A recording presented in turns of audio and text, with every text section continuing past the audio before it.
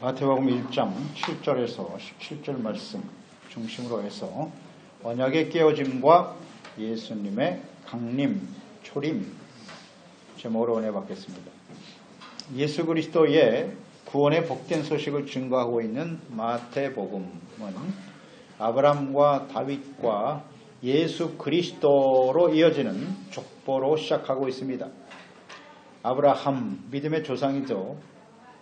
또 언약의 조상이기도 하고요. 이스라엘의 시작입니다. 아브라함에게 주신 하나님의 언약, 그 언약은 이삭과 야곱 또 유다 중에 다윗 왕의 후손으로 계속 이어지죠. 왕조로 계승되어서 예수 그리스도, 다윗의 후손으로 태어나실 예수 그리스도를 통해서 그 언약이 완성되는 것입니다. 하나님께서 택하시고 선택이죠. 일방적인 선택입니다.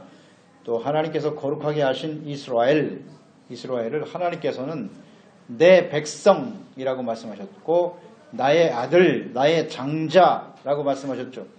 선택받은 이스라엘의 정체성은 하나님의 자녀이며 더 나아가서 왕이신 하나님의 다스림을 받는 하나님의 백성입니다. 이제 하나님의 백성은 당연히 거룩한 백성이 되어야 합니다. 그래서 하나님께서는 이스라엘을 성민, 거룩할 성자, 백성민자, 성민이 될 것이다 라고 부르셨고요. 아브라함과의 언약을 기승하는 언약의 백성이다 라고 부르시기도 하셨습니다. 하나님께서 아브라함과 맺은 언약, 그 언약은 두 가지로 요약할 수 있습니다. 하나는 창세기 15장 4절로 6절에 나타나 있는데요.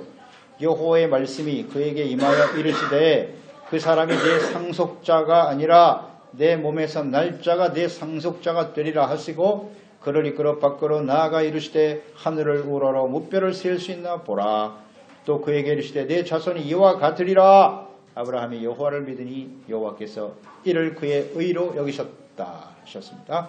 아브라함이 부름받은 75세에 부름을 받아서 창세기 15장까지 한 10여 년이 또 지났어요. 아들이 없습니다. 그런데 하나님께서 너에게서 사라를 통해서 태어날 자녀가 있는데 그 후손이 이처럼 하늘의 별과 같이 많아질 것이고 바다의 모래와 같이 많아질 것이다 라는 말씀을 하셨어요. 아직 자식이 없는데 그런데 그 말씀을 듣고 아브라함이 아멘 하고 믿었다는 거예요. 그것을 하나님은 의로 여기셨다. 이것이 아브라함에게 주신 언약이에요. 또 하나의 언약은 창세기 15장 7절과 18절에 나타나 있는데요. 또 그에게 이르시되 나는 이 땅을 네게 주어 땅을 약속하셨네요. 소유를 삼게 하려고 너를 갈대아인의 우르에서 이끌어낸 여호와니라. 18절에 그날의 여호와께서 아브라함과 더불어 언약을 세워 이르시되 내가 이 땅을 애굽 강에서부터 그 큰 강 유브라데까지 내 자손에게 주노니 가나안 땅을 소유로 주시겠다는 약속을 하셨습니다. 아브라함을 통해서 하늘의 별과 같은 많은 하나님의 백성들이 나올 것이다. 후손 백성들. 그 다음에 가나안 땅을 하나님께서 약속하셨습니다. 따라서 아브라함에게 주신 하나님의 언약의 핵심적인 내용은 뭐냐?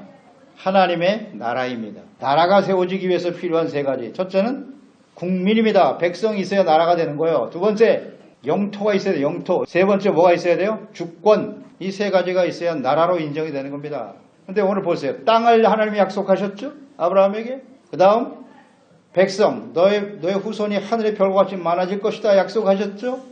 이 모든 것을 이루려고 하는 주권자가 누구시다? 하나님이시다. 세상의 나라는 주권이 국민으로부터 나와요. 왕에게 주권이 있는 나라는 왕정 국가고 오늘날 민주화 시대의 주권자는 누구냐? 국민입니다. 그러나 하나님의 나라에 있어서 주권자는 누구시뇨? 하나님이시다. 따라서 아브라함에게 주신 언약의 핵심은 무엇이다? 하나님의 나라에 대한 약속입니다.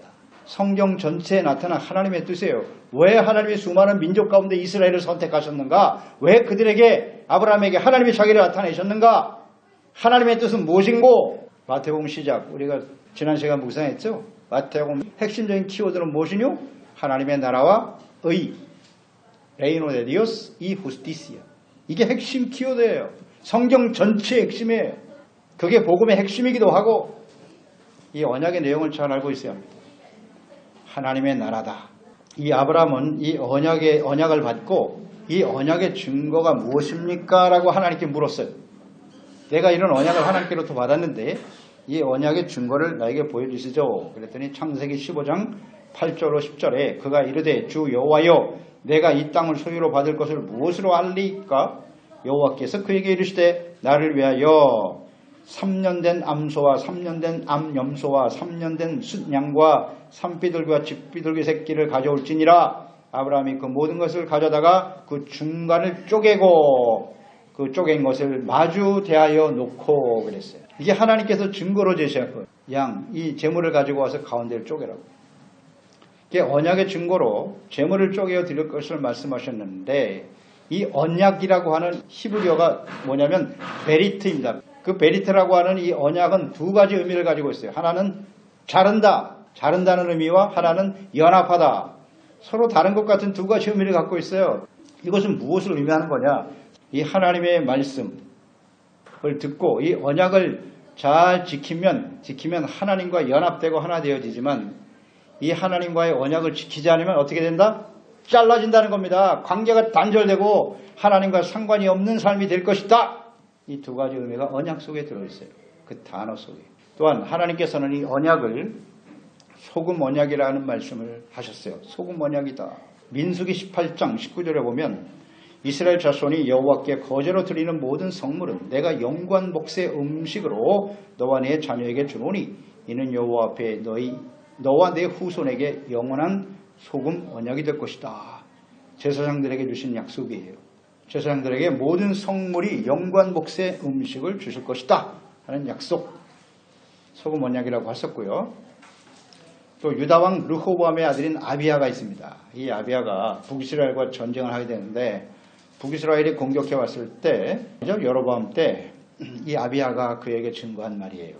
역대하 13장 5절을 보면 이스라엘 하나님 여호와께서 소금 언약으로 이스라엘 나라를 영원히 다윗과 그의 자손에게 주신 것을 너희가 알 것이 아니냐? 유다의 왕위를 이어내려가실 것을 하나님이 다윗과 언약을 주셨는데 그 언약이 소금 언약이라는 거예요. 그러면 이 소금 언약, 왜 언약에 소금을 붙였을까요? 이 소금이라고 하는 것은 부패를 막아주는 것이죠. 불변성, 영원성을 의미하는 것이에요. 그래서 하나님과 그의 백성과 맺은 이 언약은 결코 변할 수 없는, 변해서도 안 되는 소금과 같은 언약이다 라고 하는 것을 깨닫게 해주시는 것이죠. 그래서 하나님과 아브라함과 다윗과 맺은 이 언약이 이스라엘 역사 속에서 오늘 족보에 나와 있잖아요. 오늘 1장의 가장 중요한 핵심 키워드는 언약, 그 언약이 어떻게 예수 그리스도를 통해서 성취되어지느냐, 중요하기 때문에 이 말씀 우리가 함께 나누고 또 성경 말씀을 제대로 이해하는 것이 필요하단 말이죠. 그러니까 이 족보에 나타나 있다. 하나님의 그 언약이 다윗의 왕조가 쭉 나와 있는데요. 오늘 말씀에. 그 언약이 다윗의 왕조에 이어내려가면서 그게 깨지고 말았어요. 족보에 나타난 하나님의 뜻, 그 언약이 온전히 성취되지 못하더라. 그래서 그 언약이 깨어짐으로써 예수님이 오셔서 언약이 성취된다는 뜻이에요. 그러니까 불완전한 다윗 왕조와 예수 그리스도의 초림의 당위성, 왜 예수님이 오실 수밖에 없는가 하는 당위성을 우리에게 잘 보여주고 있어요. 족보에 나타난, 이스라엘 역사에 나타난 하나님의 뜻과 교훈, 이것을 우리는 말씀을 통해 깨닫게 되는 겁니다. 자, 그럼 먼저 다윗 왕에게 주신 언약, 그 언약과 불완전한 그의 후손들, 이것을 우리가 묵상해 볼 필요가 있죠. 그러니까 다윗이 하나님의 성전을 건축하려고 하는 마음을 가졌죠. 그런데 하나님께서 허락지 않으셨어요. 내가 너무 많은 피를 흘렸기 때문에 내가 아닌 내 아들 때에 내가 그 성전을 짓게 할 것이다. 그래도 그 마음속에 하나님을 사모하는 마음을 가지고 있었던 다윗을 보시고 하나님이 언약을 주셨어요. 그 마음을 보시고. 그것이 사무엘하 7장입니다. 8절 이하에 보면 그러므로 이제 내 종 다윗에게 이와 같이 말하라. 만군의 여호와께서 이와 같이 말씀하시기를 내가 너를 목장 곧 양을 따르는 데에서 데려다가 내 백성 이스라엘의 주권자로 삼았고 내가 가는 모든 곳에서 내가 너와 함께 있어 내 모든 원수를 내 앞에서 멸하였은즉 땅 위에서 위대한 자들이 이름같이 내 이름을 위대하게 만들어 주리라. 12절에 네 수완이 차서 내 조상들과 함께 누울 때 내가 내 몸에서 날 내 씨를 내 뒤에 세워 그의 나라를 견고하게 하리라. 16절 내 집과 내 나라가 내 앞에서 영원히 보존되고 내 왕위가 영원히 견고하리라 하셨다 하라. 내 나라가 내 왕위가 영원히 견고하리라. 그 영원이란 말이 사실 이해가 됩니까? 사람들의 역사 속에 왕위가 영원히 이어진 적은 한 번도 없어. 이 땅에 수많은 나라들이 왕권이 세워졌지만 그것이 영원히 이어진 그런 예가 있습니까? 역사 속에? 없습니다. 그런데 하나님께서는 다윗과의 그 왕위를 영원이라는 단어로 언약을 해버리셨어요. 영원히 이어질 것이다. 그 영원이 어떻게 이어지겠는가? 예수 그리스도를 통해서 이어질 때 그게 영원이 되는 겁니다. 그러니까 다윗의 왕위가 예수 그리스도를 통해서 이어지는 거예요. 예수 그리스도 메시아로 통해서 이어질 것이다. 근데 그 언약이 영원한 언약이라는 의미를 제대로 이해하고 있나요? 이스라엘 백성들. 그냥 예수님이 오셨을 때 그가 혹시 그리스도일 것이다 라는 생각을 가졌었죠. 막연하게. 그런데 그 영원한 하나님의 나라라는 개념은 없었던 것 같아요. 그 언약의 개념이 무엇인가를 제대로 이해하지 못하고 있더라. 그래서 결국 다윗의 후손들은 그 언약을 온전히 이어가지 못했습니다. 그래서 바벨론에 의해서 북이스라엘은 아수르에 의해서 완전히 망했고요. 먼저 히스기야 시대에 망했죠. 그 다음 유다는 바벨론에 의해서 멸망을 당하고 말았어요. 그러니까 이 언약이 깨어진 것처럼 보이지만 하나님께서는 70년 동안 바벨론에서 연단하신 후에 다시 예루살렘과 이스라엘을 회복시켜 주셨죠. 다윗의 후손으로 태어나실 예수 그리스도를 통해서 이 언약이 성취되게 하셨다는 거예요. 이 족보에 나타난 뜻이란 말이죠. 이걸 우리가 잘 이해해야 합니다. 다윗은 그래도 하나님의 마음에 가장 합한 자였어요. 다윗이 온전한 사람이냐? 그렇지 않죠. 살인, 간음, 사형입니다. 사형. 그런데 하나님의 말씀 앞에 그대로 회개했죠. 회개하고 돌이키는 바람에 하나님께서 불쌍히 여기시고 용서하셨어요. 그리고 그 위가 계속 이어져 내려가잖아요. 다윗은 그 이후에 마지막 순간까지 하나님 앞에 온전한 사람이었어요. 성전을 소중하게 여겼다. 제사와 예배를 소중하게 여겼다. 제사장들을 귀하게 여겼어요. 왜? 우리 사람이라고 하는 것은 완전하지 못하다. 자기가 인생을 살면서 깨달은 거예요. 자기가 아무리 위대한 왕으로서 하나님을 바르게 섬기는 자라고 말하지만 여전히 자신은 연약하다. 죄를 줄 수밖에 없다. 그러므로 우리에게 필요한 것은 오직 성전과 제사뿐이지. 그래야만 하나님께 용서받을 수 있으니까요. 그래서 마지막 순간까지 성전을 세우는 일에 최선을 다했어요. 그게 하나님의 마음에 합한 거예요. 그렇게 살았어요. 마지막이 좋았어요. 다윗은 마지막까지 절대 변하지 않았어요. 그러나 그 아들 솔로몬 시작은 좋죠. 아버지의 그 믿음을 이어받아서 하나님의 성전을 건축하고 시작을 지혜로운 마음으로부터 시작했잖아요. 하나님께 1000번제를 드리면서 하나님이 나타나셔서 내가 원하는 게 진짜 뭔데? 내가 너에게 뭐 해줬으면 좋겠어? 하나님이여 저에게 지혜로운 마음을 주사 선악을 분별하게 하시고 이 백성들을 의의 백성으로 바르게 이끌어갈 수 있도록 도와주시옵소서. 나는 어린아이입니다. 겸손하죠. 이 모든 것을 제가 행할 능력이 없나이다. 하나님이 기뻐하셨죠. 지혜로운 마음을 주시고 구하지 아니한 부와 영광 재물도 더하여 주셨죠. 그런데 문제는 그게 화근이 되어서 부와 영광이 극에 달하니 부패하고 타락하기 시작하죠. 그래서 마지막에 하나님의 성전 앞에 우상 세우고 인생 끝 실패했죠. 그래서 하나님께서 그 솔로몬의 죄 때문에 그 아들 르호보암 시대에 이스라엘을 12지파인데 둘로 쪼갤 것이다 라고 이미 말씀하셨고 르호보암은 그 말을 듣고 왕이 되었으나 정신을 못 차려 깨닫지를 못하고 말이죠. 자신의 왕권을 강하기 위해서 내가 우리 아버지보다 더 위대한 사람이야. 백성들을 정갈로 징치하리라 큰소리치고 교만하다가 여로보암이 끌고 나갔잖아요. 12지파 중에서 10지파를 데리고 유다로부터 나아가 북이스라엘을 만들고 나라가 둘로 쪼개지고 말았죠. 오늘 말씀에 족보에 잘 나와 있는 의미입니다. 솔로몬이 참 그래도 시작은 좋았는데 말이죠. 그가 하나님 앞에 성전을 지을 때까지만 해도 얼마나 좋았어요. 성전을 짓고 하나님 앞에 나가서 기도하잖아요. 기도하는 내용이 너무나 감동적이야. 하나님, 우리 사람은 하나님 앞에 범죄할 수밖에 없어요. 하나님 앞에 죄 짓지 않는 사람은 아무도 없나이다. 그러니 이 성전에 나와서 우리가 죄를 깨닫고 하나님 앞에 기도하면 주여 우리를 용서하여 주시옵소서. 이 기도를 드렸어요. 이 기도. 성전이 왜 필요하냐? 제사와 예배가 왜 필요하냐? 정확하게 알고 있어요. 우리가 죄인일 수밖에 없기 때문에 감동적이죠. 그때에 역대하 7장 17절로 20절 말씀 우리가 묵상할 필요가 있어요. 네가 만일 하나님이 나타나셨어요. 그 기도가 끝난 다음에 친히 나타나셔가지고 솔로몬에게 하신 말씀이에요. 네가 만일 조건절이에요. 내 앞에서 행하기를 내 아버지 다윗이 행한 것 같이 하여 내가 내게 명령한 모든 것을 행하며 내 율례와 법규를 지키면 조건입니다. 내가 내 나라와 왕위를 견고하게 하되 전에 내가 내 아버지 다윗과 언약하기를 이스라엘을 다스릴 자가 내게서 끊어지지 아니하리라 한 대로 하리라. 그러나 너희가 만일 돌아서서 내가 너희 앞에 둔 내 율례와 명령을 버리고 가서 다른 신들을 섬겨 그들을 경배하면 내가 너희에게 준 땅에서 그 뿌리를 뽑아내고 내 이름을 위하여 거룩하게 한 이 성전을 내 앞에서 버려 모든 민족 중에 속담거리와 이야기거리가 되게 하리라. 이게 바로 언약입니다. 그러니까 하나님의 언약은 쌍방계약이에요. 하나님의 말씀을 듣고 지켜 행하면 하나님께서 우리를 견고하게 하시고 이끌어 주시지만 우리가 하나님의 말씀을 버리면 우상 숭배하면 뽑아버리죠. 그러니까 우리가 하나님을 버리면 하나님도 우리를 버리세요. 이게 언약입니다. 언약의 핵심적인 내용이에요. 이 언약은 변하지 않아요. 이 언약이 나타나 하나님에 대해서 계속 이어집니다. 그 언약이 이제는 예수 그리스도를 통해서 다시 완성되었을 뿐이지 그 언약의 내용은 같아요. 우리가 예수님을 통해서 은혜로 구원받아 하나님의 자녀가 되었습니다마는 우리가 하나님의 말씀을 버리고 예수 그리스도를 저버리고 우상과 악을 행하면 끊어집니다. 아무 상관이 없어요. 이 언약의 의미를 똑바로 이해해야 합니다. 지키면 연합이 되지만 하나가 되지만 이 언약을 지키지 않으면 메리트 잘라지는 거예요. 이게 언약이라는 뜻이라고요. 잘 알아야 됩니다. 그래서 결국 이스라엘이 솔로몬 이후에 말해서 계속 악을 행하고 르호보암 이후에 나라가 갈라졌잖아요. 그 이후에 북이스라엘은 여로보암이 금송아지 우상 세우고 시작했죠.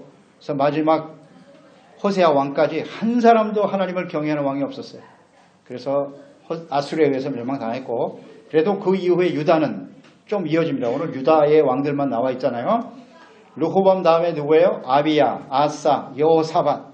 이 여호사밧까지는 그래도 온전하지는 못했지만은 하나님을 바르게 섬기고자 하는 모습이 있었어요.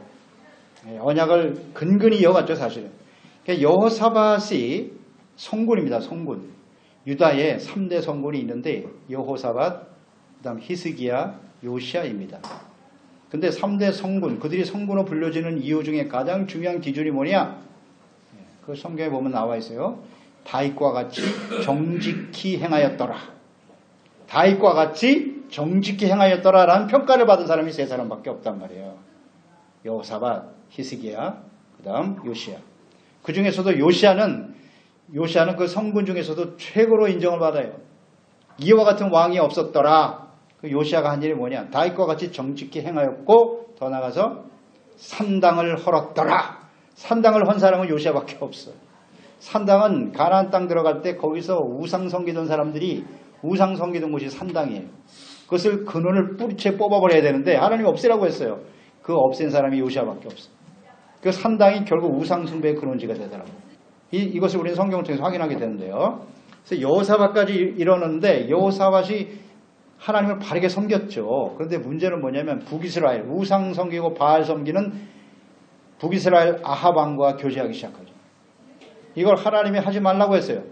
그런데 그 아합의 딸, 그 악한 이세벨 바알 우상 숭배자인 이세벨의 딸인 아달랴를 데려다가 자기의 장자인 요람이죠. 그 요람의 며느리로 삼아버렸어요. 아내로 삼아버렸어요. 이 결정적인 실수죠. 그래서 결국 여호사밧이 죽은 이후에 또 죽을 때도 누구를 왕으로 세울 것인가 이게 대단히 중요한데 그 아달랴 우상 섬기는 아합 왕의 딸을 그 성향을 보면 알잖아요. 그의 아내를 맞아들인 요람, 이 요람이 하나님을 경외할 리가 없죠. 그 아내의 영향을 받아가지고 우상을 섬기는 자였다고요. 그런데 그에게 왕위를 물려줬네. 어떻게 됐겠어요? 그 다음에 악을 행하죠. 그저 아달랴가 시키는 대로 우상 섬기다가 완전히 다윗 가문이 멸망을 당하잖아요. 멸문지화를 당합니다. 그래서 밑에 그 아들들이 그 아하시아로 이어지면서 완전히 악을 행합니다. 그래서 결국 이 아달랴가 일어나서 아하시아가 죽은 다음에 아하시아도 자기 할아버지 그대로 본받아가지고 말이죠. 또 악을 행하잖아요. 북이스라엘과 교제하다가 결국 거기 같이 있다가 예후에 의해서 죽임을 당하고 말아요.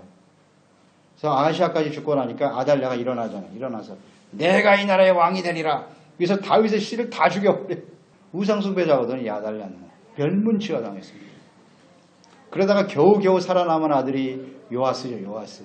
그 갓난아이를 구해가지고 대가 이어졌어요. 그 하나님의 은혜죠. 다윗과의 언약, 너의 후손이 왕위가 계속 이어질 것이라는 언약 때문에 그 요아스 하나를 살려내신 겁니다. 이런 과정을 우리는 역사를 쭉 보게 되죠. 이게 하나님의 은혜죠. 그 언약이 어떻게 이어져 내려가는가 하는 것을 잘 보여줍니다. 그래서 이 언약이라고 하는 것, 우리가 이 과정을 보면 하나님의 백성들, 그 언약을 받은 백성들이 온전하지 못하더라는 거예요. 지키지 못하더라. 그래도 하나님은 그 언약을 지키기 위해서 정말 최선을 다하세요. 그게 이스라엘의 역사입니다. 자, 10절로 1장 10절 이하에 보면 이 언약이 깨어지면서 결국 하나님의 심판을 처리할 수밖에 없던 패역한 왕들이 여기 나오죠. 10절로 11절 보시면 히스기야 나오죠. 그 다음 문하세가 아몬을 낳고 아몬은 요시아를 낳고 바벨론으로 사로잡혀 갈 때 요시아는 여고냐와 그의 형제들을 낳았다. 지금 족보를 살펴보는 거예요. 역사를 쫙 훑어보는 겁니다. 히스기야의 아버지가 아하스입니다. 이 아하스로부터 우상숭배가 아주 심각하게 퍼지기 시작하거든요. 우상으로 섬겼고 히스기야 그 다음에 므낫세로 이어지는데 므낫세는 유다의 가장 악한 왕이죠. 온갖 주변 나라의 우상을 다 끌어들였습니다. 그래서 하나님의 성전에 있는 법궤를 찧어버리고 거기다가 아스타라 우상을 세운 사람이에요. 대단합니다. 이 므낫세. 하나님이 그 므낫세 시대에 므낫세의 악을 보면서 결정하신 거예요. 야, 이건 유다는 끝이다. 이건 아니다.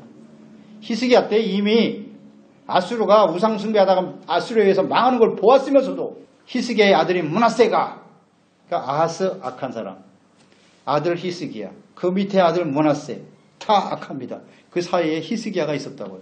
히스기야 그래도 하나님을 바르게 섬겼던 왕이죠. 그런데 혼자서의 그 의의가 계속 이어내려가지 못하더라는 거죠. 근데 히스기야도 문제가 있어요. 히스기야가 하나님을 바르게 섬겼습니다마는 하나님이 나중에 히스기야를 죽는다고 하셨잖아요. 넌 이제 그만 인생 끝났어. 죽을 수밖에 없다. 선지자를 통해 선포받았어요. 그 소리 듣고 너무 하나님 앞에 슬퍼하면서 기도했잖아요. 탄식하면서. 하나님, 내가 그래도 선한 일을 한 게 있는데 좀 살려주시면 안 되겠습니까? 그의 눈물을 보고 하나님이 마음을 돌이키셨어요. 그래서 15년을 연장시켜줬잖아요. 15년을 살려주셨다고. 해 그림자를 뒤로 물러가게 하시면서. 기적을 보이면서 살려줬죠. 히스기야. 그래서 이 소식을 듣고 바벨론의 사신들이 찾아왔어. 야, 당신이 죽었다가 살아났다면서. 어떻게 그런 일이 일어날 수 있습니까? 궁금해서 찾아온 게 아니라 사실 엿보기 위해서 온 거죠. 하나님은 그를 히스기야를 테스트하기 위해서 보낸다고 기록되어 있어요. 성경에. 그의 믿음이 어떠한가를 보시겠다고. 그런데 이 히스기야가 이 뜻을 깨닫지 못하고 바벨론 사신들에게 온갖 궁리에 있는 보험을 다 보여주는 거예요. 다 보여주면서 내가 이렇게 대단한 사람이에요. 아이고, 하나님께 영광을 돌려야 되는데 자기 자랑하고 있어. 자기 자랑. 그래서 하나님이 선지자 보내고 야 히스기야 너 지금 무슨 짓 하는 거야? 거기 겸손하고 하나님께 영광을 돌려야지. 당신의 악을 행했기 때문에 당신의 후손들이 당신이 보이고 자랑한 그대로 바벨론에 의해 다 빼앗기고 너의 후손들은 그들의 환관이 될 것이다. 선포하셨죠. 이미 히스기야 때 하나님께서 마음을 유다도 멸망의 길을 갈 수밖에 없다고 이미 선포하셨어요. 그렇다면 그 말씀을 들었다면 진심으로 회개하고 그 자녀들에게 그 자녀를 왕으로 세울 때 똑바로 세워야 될 거 아니에요. 그런데 므낫세를 왕으로 세웠다고 므낫세를 므낫세가 12살의 왕이 됐습니다. 12살. 그러면 히스기야가 15년 생명을 연장받고 살아있는 동안에 태어난 아들이 므낫세라고. 그렇게 하나님이 살려주셨으면 또 하나님이 그런 말씀을 받았으면 잘 가르쳐야 될 거 아니에요. 하나님이 이런 말씀을 하셨기 때문에 너희들은 정신 똑바로 차리고 하나님을 바르게 경외하고 섬겨야 할 것이다. 근데 전혀 가르치질 않았어요. 어떻게 이렇게 므낫세 같은 12살의 왕이 됐는데 뭘 안다고 온갖 우상을 다 끌어들이고 어떻게 히스기야 아들이 이럴 수가 있나 싶어요. 잘못 가르친 겁니다. 잘못 가르쳤고 하나님에 대해서 전혀 몰라요. 전혀 몰라. 모르거나 아주 완악한 폐역하고 악한 사람이거나 어쨌든 결과는 마찬가지죠. 그래서 므낫세 시대에 하나님께서 이미 작정하셨어요. 열왕기하 24장 1절로 3절에 요시아의 그 아들들 그래도 므낫세의 암호를 거쳐 요시아와 같은 성군이 나왔다는 것도 하나님의 기적이죠. 은혜고. 마지막 기회죠. 사실은. 마지막 기회를 주셨는데 그의 아들들에 의해서 멸망을 향해 달려가죠.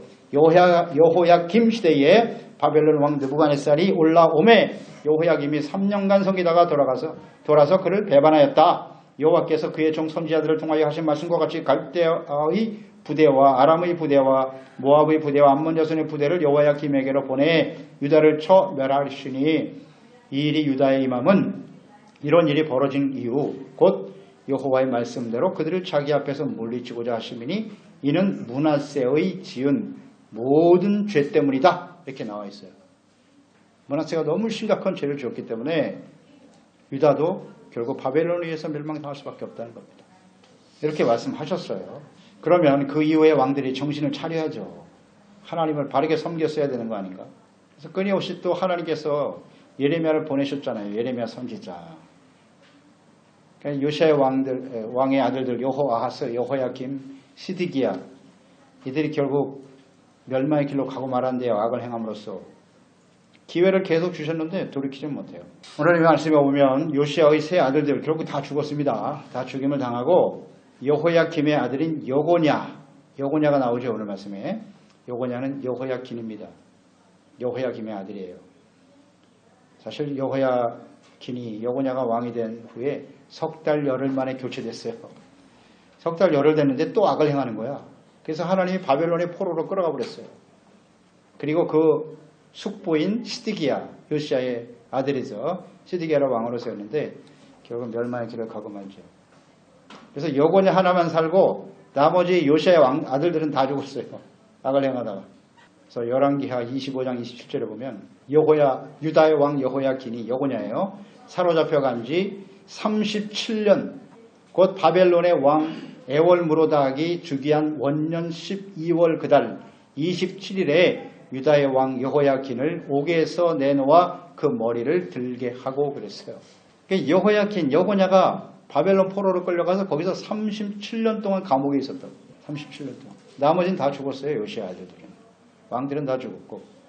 여호야긴을 37년 동안 감옥에 살려두신 거예요. 살려주시다가 여호야긴을 복권을 시키죠. 유다의 왕으로서의 복권을 시켜주고 그의 후손을 통해서 예수님이 태어나게 되시는 거예요. 이 다 하나님의 은혜죠. 언약을 지키기 위한 하나님의 손길임을 알 수가 있어요. 알 수가 있습니다. 마태복음의 족보에 보면 요시아의 아들들의 이름이 거명되어 있지 않아요. 요시아의 아들이 4명입니다. 역대상 3장에 보면 나와요. 요시아의 아들이 요하난 장남, 여호야김, 그 다음 시드기야, 막내 아들이 살룸이에요. 이 살룸이 여호아하스입니다. 그러니까 이 요시아가 애굽과의 싸움에서 죽었거든요. 하나님이 하지 말라고 하는데 계속 애굽하고 불필요한 전쟁에 참여했다가 아깝게 요시아가 죽었어요. 그러니까 애굽에 의해서 죽임을 당했기 때문에 애굽 왕이 간섭하기 시작하죠.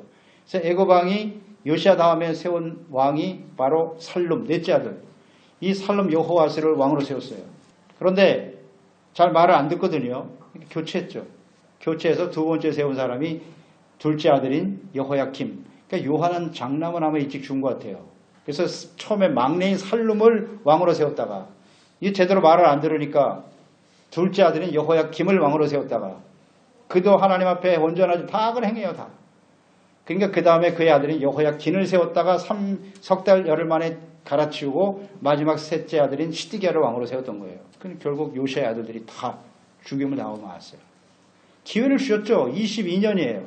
여호야김 시대에 11년, 마지막 시드기야 때 11년, 여호아스는 석 달, 여호야긴은 석 달 열흘 만에 교체. 악을 행하니까. 그러니까 총합 22년, 요시아 아들들에게 22년의 기회를 줬는데 못 돌아와요. 몰라서요? 예레미야 보십시오. 예레미야 같은 선지자 계속해서 가르쳤어요. 회개하고 돌아오라고. 말씀을 몰라서요? 안 돌아오잖아요. 이게 이스라엘 역사입니다. 이 족보에 나타난 하나님의 뜻이 하나님의 언약을 헌신짝처럼 내버리는 거예요. 그래서 결국 깨졌어요. 조건절이라고 그랬죠. 쌍방 계약이라는 거 잊지 말아야 합니다. 이들이 하나님을 버렸어요. 그렇기 때문에 하나님도 그들을 버리실 수밖에 없다. 그게 바벨론 포로로 끝나는 이스라엘의 역사입니다. 그 역사 족보에 나타난 하나님의 뜻이에요. 그래도 하나님은 여호야긴을 살려두시고 그의 후손으로 이어지게 하시는 거예요. 그게 바로 12장 이후에 나와 있는 거예요. 1장 12절에 보면 예루살렘 회복과 예수 그리스도의 강림을 통한 언약의 성취로 이어지는 겁니다. 1장 12절 말씀을 보세요. 바벨론으로 사로잡혀간 후에 여고냐는 스알디엘을 낳고 스알디엘은 스룹바벨을 낳고 여호야긴, 이 여호야긴의 손자가 스룹바벨이에요. 스룹바벨이 누굽니까? 바벨론에 의해서 이스라엘 멸망당하고 포로로 끌려가서 70년의 세월이 지난 후에 예루살렘으로 돌아와서 하나님의 성전을 다시 짓고 예루살렘을 회복하는 데 앞장서 쓰임받았던 사람 스룹바벨. 그게 여고냐의 손자예요. 스룹바벨로 쭉 족보가 이어져 가면서 예수님이 탄생하게 되는 거예요. 그러니까 다윗 왕의 후손인 요시야 왕의 자손 중에 여고냐를 살려주시고, 그러니까 그 세 아들의 이름은 아예 기록도 없어요. 마태복음 1장의 족보에는 요시야 아들의 이름은 기록 없어요.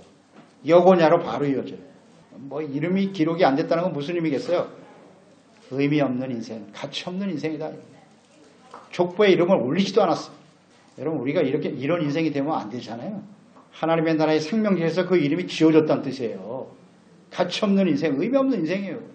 에스라 3장 8절에 나와 있죠. 예루살렘에 있는 하나님의 성전에 이른 지 2년 둘째 달에 스알디엘의 아들 스룹바벨과 요사닥의 아들 예수아와 다른 형제 제사장들과 레위 사람들과 물을 사로잡혔다가 예루살렘에 돌아온 자들이 공사를 시작하고 20세 이상의 레위 사람들을 세워 여호와의 성전 공사를 감독하게 하였다. 스룹바벨. 예루살렘이 회복이 되는 겁니다. 쓰임받았던 사람들이 있는데 그 이후에 어떻게 됐을까요? 13절 이하죠. 16절까지. 스룹바벨은 아비후 쭉 이어지죠. 이어지다가 야곱은 마리아의 남편 요셉을 낳았으니 마리아에게서 그리스도라 칭하는 예수가 나시니라. 그러니까 예루살렘이 회복된 이후에는요, 더 이상 선지자가 필요 없어요. 학계, 스가랴 선지자들이 있었고 말라기 선지자가 마지막 선지자인데 그 500년 동안 침묵이 쫙 흘러갑니다. 예수님 오실 때까지 500년이 또 흐르는데요. 더 이상 선지자가 필요 없죠. 할 말씀 다 하셨고 마지막 기회를 주셨는데 예수님이 오실 때 이스라엘을 보세요. 유대 사람들 어땠습니까? 예레미야 시대랑 똑같아요. 여전히 완악하고 돌이키지 못하죠. 돌이키지 못해요. 그래서 하나님의 아들 예수님이 오실 수밖에 없는 거예요.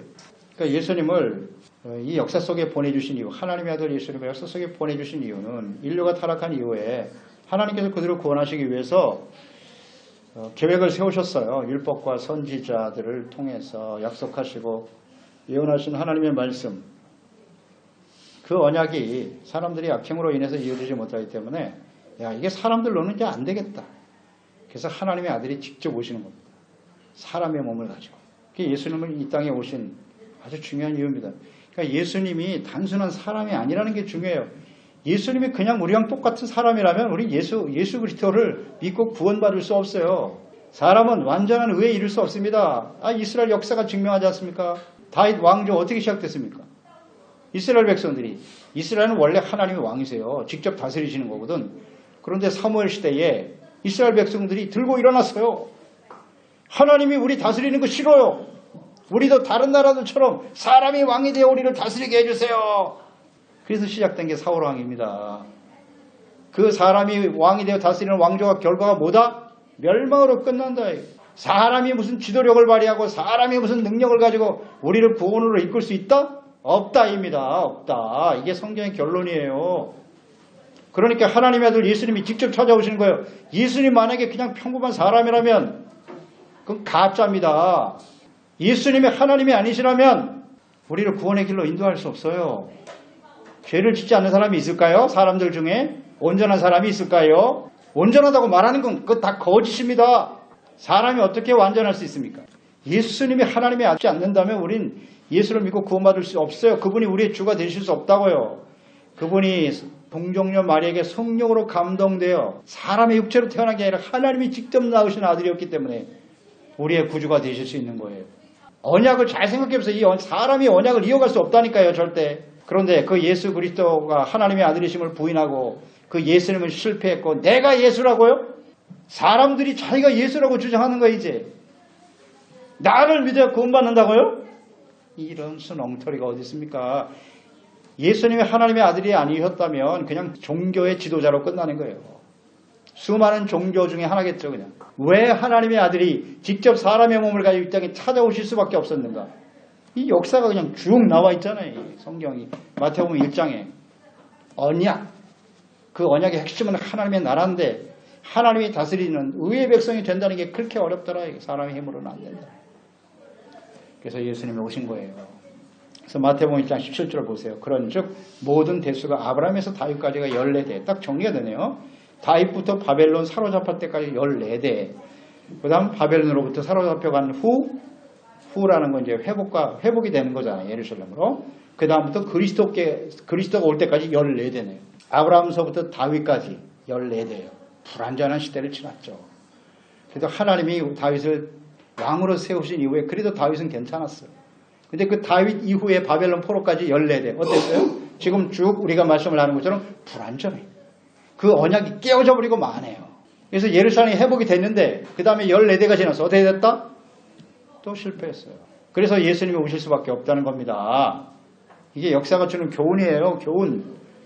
그 언약의 핵심은 뭐다? 하나님의 나라. 하나님이 다스리시는 하나님의 나라. 나는 너희의 하나님이 되고 너희는 내 백성이 되리라. 그 하나님의 백성은 어떤 사람이어야 한다? 의의 백성이 되어야 한다는 거예요. 그래서 율법이 필요한 것이고 그래서 예수 그리스도의 십자가가 그렇게 소중한 거예요. 예수님을 통해서 죄사함 받고 의롭다함을 받은 이후에 하나님의 말씀을 따라 의와 거룩한 백성으로 하나님이 다스리시는 하나님의 나라를 세워가는 것, 이것이 언약의 핵심입니다. 예수님이 피에 새 언약을 세우세요. 그 새 언약은 옛날 것이 없어지고 뭔가 새로워진 게 아니에요. 옛날에 있었던 언약이 새롭게 우리에게 예수 그리스도를 통해서 완성되는 것이죠. 이 언약의 의미를 잘 이해해야 합니다. 그래서 하나님의 아들이 오신 것이다. 그러니까 예수님이 오실 수밖에 없는 그 당위성을 오늘 이 족보 속에서 발견해야 돼요. 왜 예수님이 오실 수밖에 없는가? 하나님의 아들이 왜 사람의 몸을 가지고 인간의 역사 속에 찾아오실 수밖에 없었는가? 이것을 이해하지 못하면요, 우리의 신앙은 온전한 신앙이라고 볼 수 없어요. 그래서 그 예수 그리스도가 그렇게 소중하고 그 예수 그리스도 안에서 우리가 새 언약의 자녀가 되고 백성이 되었다는 것은 그 구약의 백성들로 이어지는 거예요. 그들이 언약을 깨트리면 어떻게 됐다? 버려진다. 오늘도 마찬가지.